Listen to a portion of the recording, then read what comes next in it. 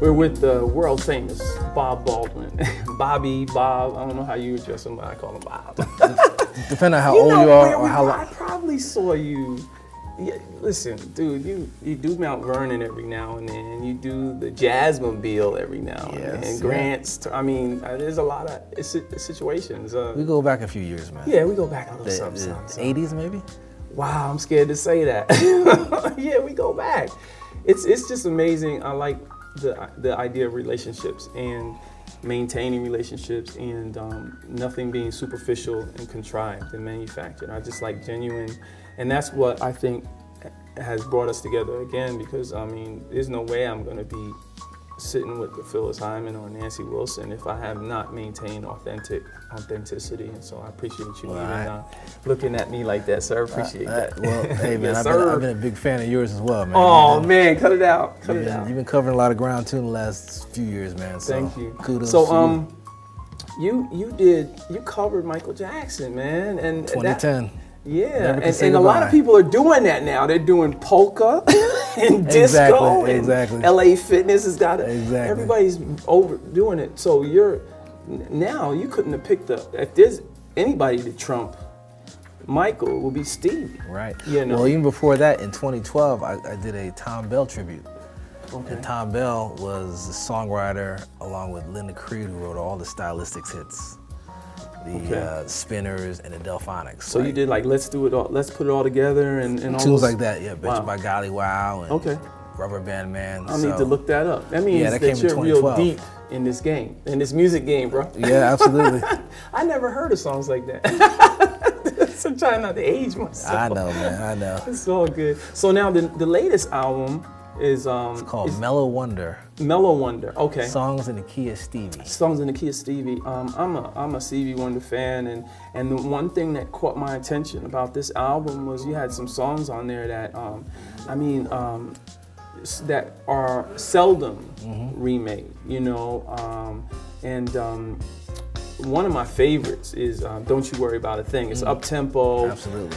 And then like I said, I was driving in the bank yesterday, and your music was on. I'm listening to it intensively, and you did That Girl, and I'm like, because if you're gonna cover something, it's either got to be as good or pay respect to or better. It's like messing with a museum piece, you know? Yeah, man. Some stuff. What was it like going into this album, and how does your past lend itself to doing Stevie Wonder music? I've been wanting to do this record for about 15 years. It took me about 2 years to make it. Now, first record came out in 1988, and one of the tunes I did on that record was You Will Know, which was a Stevie piece. And so, but I grew up listening to Stevie because my father had all these jazz records. He had Oscar Peterson, he had Miles Davis, he had Quincy Jones. But then my sister, who was a little older, had all the R&B stuff, Aretha Franklin, Chicago, Earth, Wind & Fire, and all the Motown stuff. So I got turned on to Stevie Wonder. I was like 5, 6 years old. He had a tune called I Was Made to Love Her. That was like my first Stevie tune, playing a harmonica and singing. And then, you know, you remember that, right? Exactly. Yes, yes. And of course, you know, My Sugar Amour was around 69. It was the same year as Vietnam War and Woodstock. You know, the country was going through all this turmoil. Yes. But then right around 3 years later, he turned the keyboard into like an orchestra. Hooked up with this cat, Robert Marguleff, who was looked like an Einstein cat. Him and Malcolm Cecil had this huge keyboard that was about half the size of the wall called Tonto. And they over there twisting knobs and there's wires plugging in, and Stevie's getting busy with 4 records. Fulfilling His First Finale, Music on My Mind, Talking Book, and Intervisions. So Don't You Worry About a Thing came out of that. You and I, Superwoman. So that's when I was like, man, this cat is on, and he's only like 20, 21 years old. And back then, no one was overdubbing. So he was playing drums, playing bass, hitting the keys, singing, backgrounds. And the lyrics. Yeah, writing. The lyrics is priceless. I mean, he just had every element of music covered, as if he had inner vision. Yeah. To the future. Exactly. And sustenance and, you know, consistency and relevance. I mean. And then he did this Secret Life of Plants in 1978, which, okay, you can't see, but you writing about plants, and did a 2-album set. Right. So he's a deep brother. Yeah, yeah. He was only like 27 at that time, so. So your study of Stevie Wonder really he's the soundtrack of your life. Listen to him, a lot of Herbie Hancock when I was younger, you know, of course Oscar Peterson for the, you know, real acoustic piano vibe, but Herbie and Stevie kind of created those other layers of keyboard sounds, the synthesizer and the Moog, you know. Because Steve was playing keyboard bass and no one else was doing it back then. Right. So that's when I got turned on to, you know, wanting to take the keyboard and just do other things with it.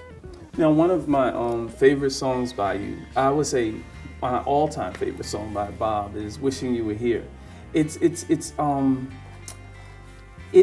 It doesn't, the way you compose that song and the way that it's introduced,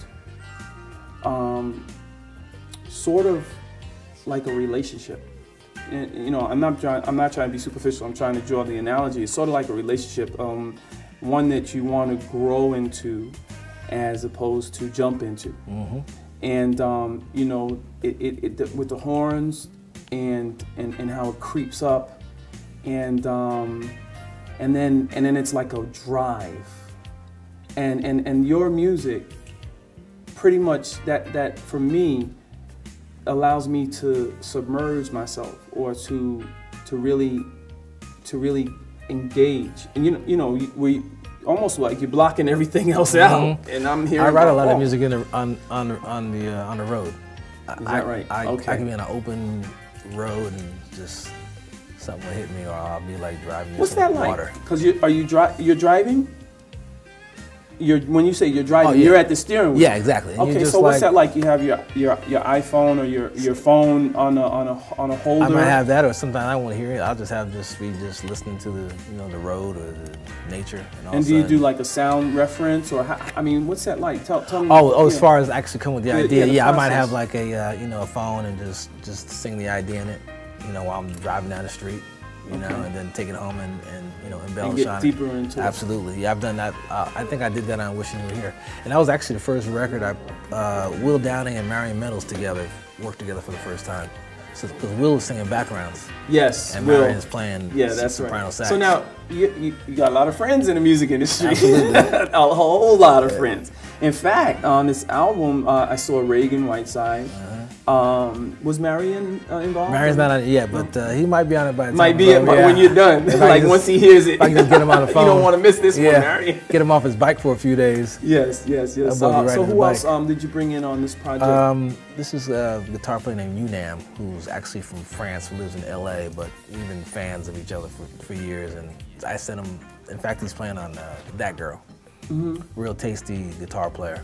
And then Kelly Benucci from the group Special Effects out of New York, Italian cat, but really nice, tasty. He's had his band together for about 30 years. So we had a chance to do some collabing together.